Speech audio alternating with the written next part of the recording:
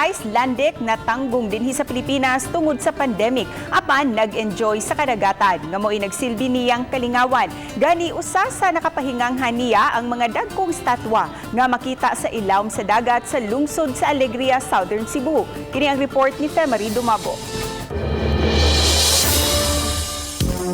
Sud na sa 5 ka bulan na tanggong si Finn Snow usa ka Icelandic sa bagatang bahin sa probinsya sa Sugbo tungod sa pandemya. Tungod sa gugma niya na sa lugar, inay maguol, tumang kalipay pang iyang naangkod, kay nakaduaw siya sa pipila ka mga tourist destination sa bagatang bahin sa probinsya sa Sugbo.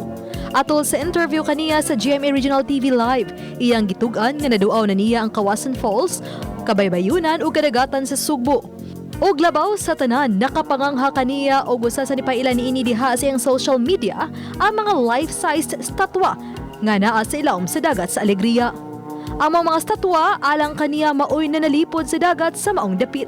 I discovered a new attraction here in Cebu. There's underwater statues, 5 of them in the beautiful coral reef of Alegria.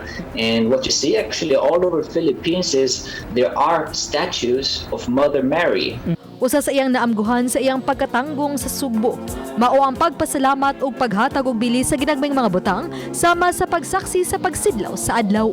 You really appreciate the small things in life after the pandemic. You're stuck inside for so long and you can't do anything. And for example, I woke up every single day for the last 3 weeks, 5:30 a.m. to watch the sunrise, something I never done before. Labaw sa tanan, gawas sa gugma sa kalikupan. Sa Sugbo sab niya nahimamat ang babaeng natingban karon sa iyang gugma nga susama kaniya mahilig usab sa diving. Uban ni Cleofer Lumayag, ako si Femari Dumabok. Balitang Bisdak.